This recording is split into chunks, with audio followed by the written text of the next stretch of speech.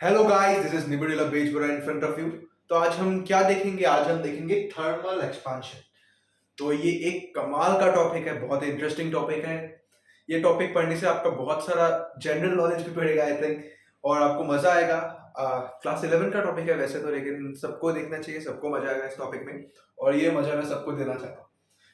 तो क्या है इस टॉपिक में? इस टॉपिक में हम थर्मल एक्सपांशन के बारे में जानेंगे। ऐसे हाथ में मार्कर लिया, बोर्ड भी पीछे है, लेकिन इतना आई डोंट थिंक की जरूरत पड़ेगा इसका। हम बातें करेंगे, बातों से अच्छे से समझ में आएगा। जो हमारा थर्मल प्रॉपर्टीज है उसका ये एक टॉपिक है, थर्मल एक्सपांशन।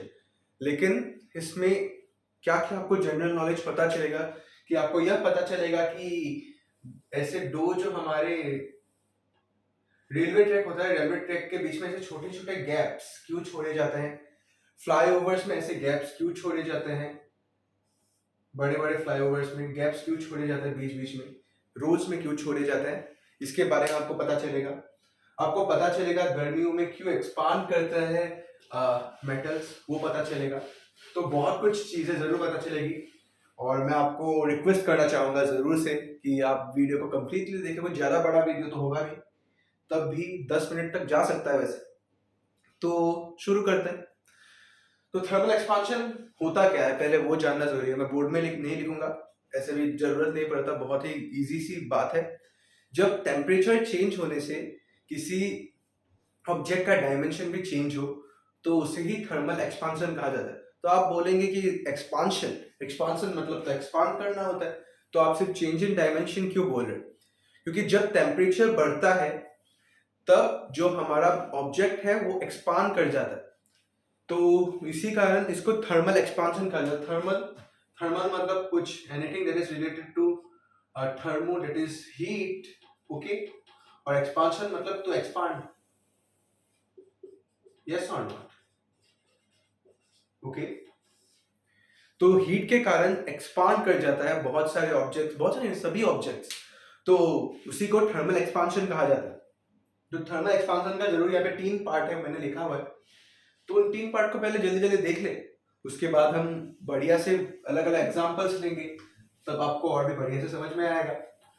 तो ले लेते हैं अलग अलग जो हमारा एक पार्ट्स है इसका। First is linear thermal expansion.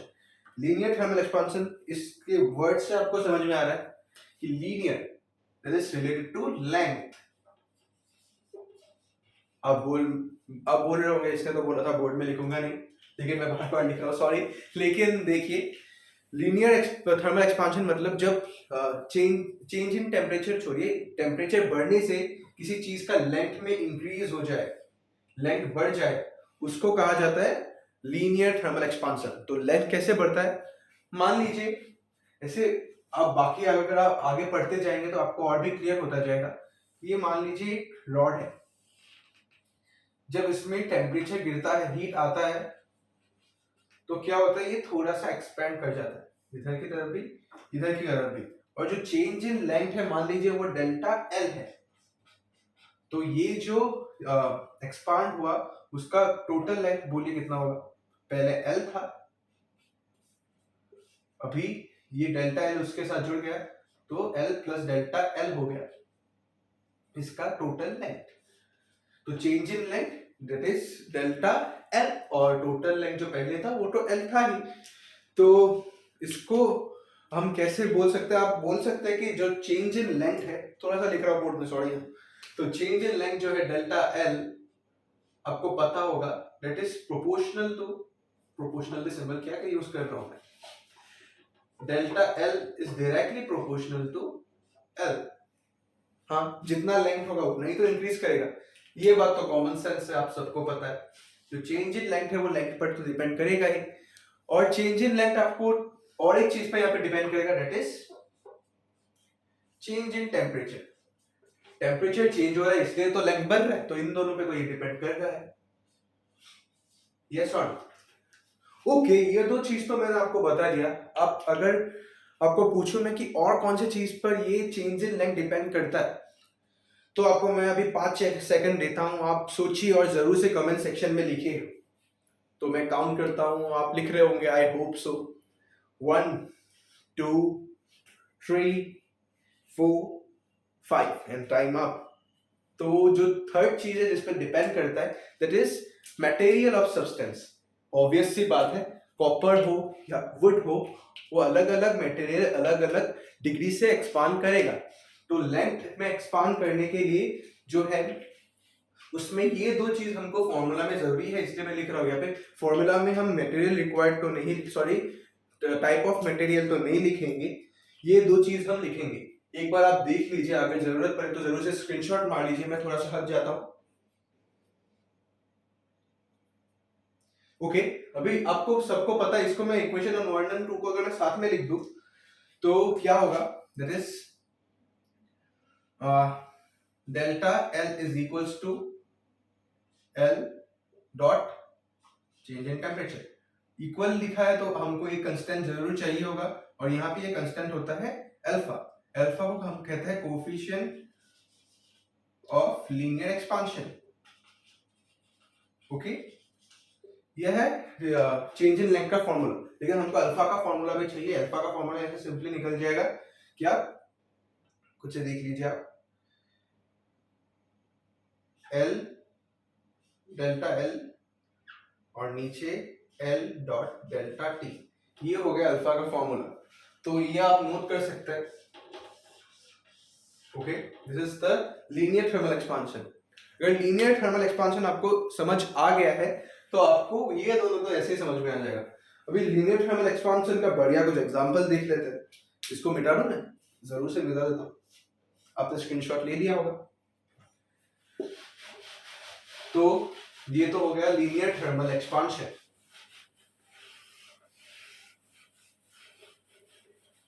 Okay, example देखेंगे क्या? एग्जांपल रेलवे ट्रैक्स में आपने देखा होगा। मान लीजिए ये एक रेलवे ट्रैक है, ये मार्कर थोड़ा सा खराब चल रहा है, मैं अलग लेता हूँ।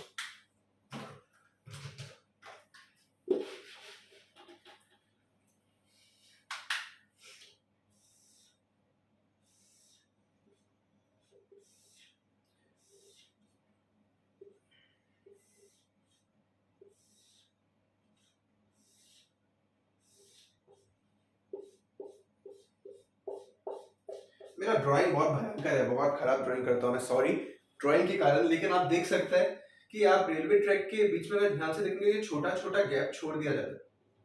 ये क्यों छोड़ दिया जाता है? अभी अभी आपको बोला कि जब टेम्परेचर बढ़ जाता है गर्मियों के दिनों में, जब हीट बढ़ता है तो ये एक्सपांड करता है। एक्सपांड करेगा तो ये साथ में ऐसे देखिए, ये अगर इसमें गैप ना हो तो ये दोनों अगर एक्सपांड करेगा, क्योंकि सेम रॉड से तो बनता नहीं, अलग अलग रॉड जोड़ के बनाया जाता है, तो ये ऐसे हो जाएगा, इससे ऊपर की तरफ चला जाएगा।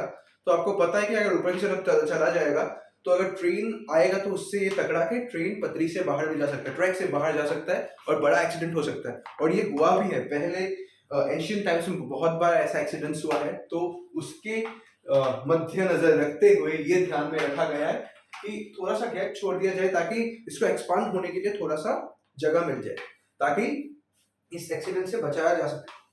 Okay, I hope it is clear. तो थर्मल एक्सपांशन में ये हमारा फर्स्ट पार्ट हो गया, लीनियर एक्सपांशन।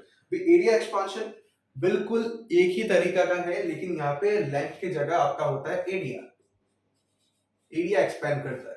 ओके, तो वॉल्यूम में भी आपको पता हो ही रहा हो कि ये वॉल्यूम एक्सपांड करता है।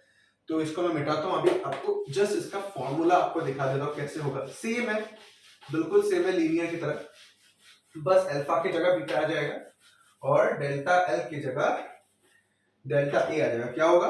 Delta A is equal to beta, क्या था पहले हमारा, वहां पे ए, यहाँ पे इसलिए सॉरी वहां पे एल था लीनियर में, तो यहाँ पे ए होगा और डेल्टा टी तो सेम रहेगा। तो ये बीटा का formula, this coefficient of what, areal expansion.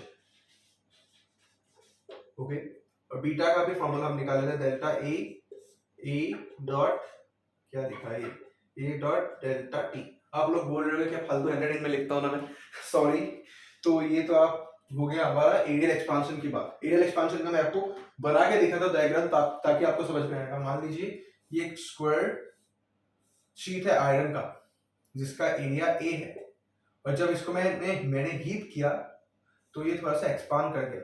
Expand करने वाला हम अलग कलर से दिखाते हैं ताकि आपको अच्छे से समझ में आए। ग्रीन से दिखा देते हैं।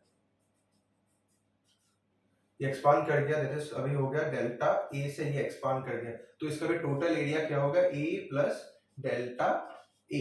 ओके, तो आपको ये एग्जांपल से मैंने समझा दिया कि एरिया एक्सपांशन कैसे होता है। तो दैट इज एरिया एक्सपांशन। अभी लास्ट हमारा जो टॉपिक है जल्दी से उसको निपटा लेते हैं तो हमारा टॉपिक भी निपट जाएगा। That is volumetric expansion. जल्दी से इसको मिटाते हैं।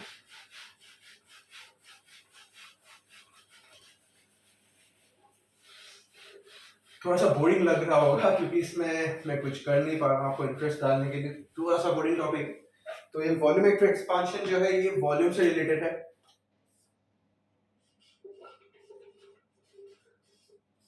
पहले एग्जांपल दिखा दो क्या, उसके बाद आपको अगर फॉर्मूला दूंगा तो आपको मजा आएगा। तो एग्जांपल देखिए, मान लीजिए एक क्यूब है कॉपर का, ऐसी मजा आएगा। कॉपर मान लेंगे तो ऐसा कुछ भी ले सकते हैं। कॉपर का क्यूब है, बहुत फालतू बनाया, फिर मैं इसमें बताता हूँ जैसे एक बनाता हूँ। ये देखिए एक क्यूब है कॉपर का,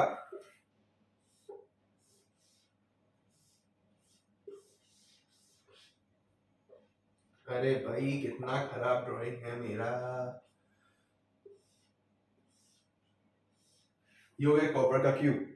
जब इसको मैंने हीट किया तो ये भी एक्सपांड हो गया कुछ इस तरह।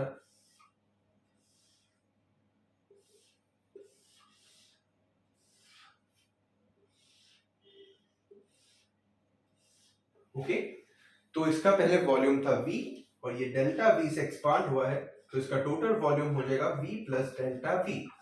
ओके, तो इसका फॉर्मूला क्या होगा, मैंने बोला था लीनियर एक्सपांशन अगर आपने ध्यान से पढ़ लिया है तो आपको वॉल्यूमेट्रिक एक्सपांशन और रियल एक्सपांशन में कोई प्रॉब्लम आने वाला है नहीं। तो वॉल्यूमेट्रिक एक्सपांशन का भी फॉर्मूला बिल्कुल सिंपल है। तो क्या है वॉल्यूमेट्रिक एक्सपांशन का formula, that is delta V जो है change in volume is equal to, वहां पे पहले में हमारा एरियल में क्या था, सॉरी फर्स्ट लीनियर था उसमें हमारा कोफिशिएंट था अल्फा, एरियल में हमारा था बीटा और इसमें है गामा। तो गामा और यहाँ पे हमने पहले में एल था, यहाँ पे वी होगा, देन डेल्टा टी। तो आपका गामा का फॉर्मूला यहाँ पे होगा delta V by V dot delta T, where this is change in volume। और ये है क्या, चेंज इन टेम्परेचर। और ये तो है हमारा रियल वॉल्यूम। और ओरिजिनल वॉल्यूम, क्या रियल वॉल्यूम लिखूंगा, ओरिजिनल वॉल्यूम। बहुत खराब हैंडराइटिंग है मेरा, मुझे दुख ही हो रहा है यहाँ पे। तो ये तो हो गया हमारा तीनों एक्सपांशन की बातें। तो ये हमारा फॉर्मूला से तो ये बात क्लियर है कि आप कैसे लिखेंगे, लेकिन इसको मैं थोड़ा सा सिंप्लीफाई कर दूं तब और मजा आएगा। इसको चेंज इन टेम्परेचर वॉल्यूम को मैं अगर लिखूं V2, this is final volume minus initial volume, यही तो होता है हमारा चेंज इन वॉल्यूम। और इसको हम V1 लिख देते हैं और इसको हम क्या लिखेंगे, change in temperature T2 minus T1। जैसे मर्जी आप वैसे भी लिख सकते हैं, ऐसे भी लिख सकते हैं। तो इसके साथ हमारा ये तीनों एक्सपांशन तो कंप्लीट हो गया।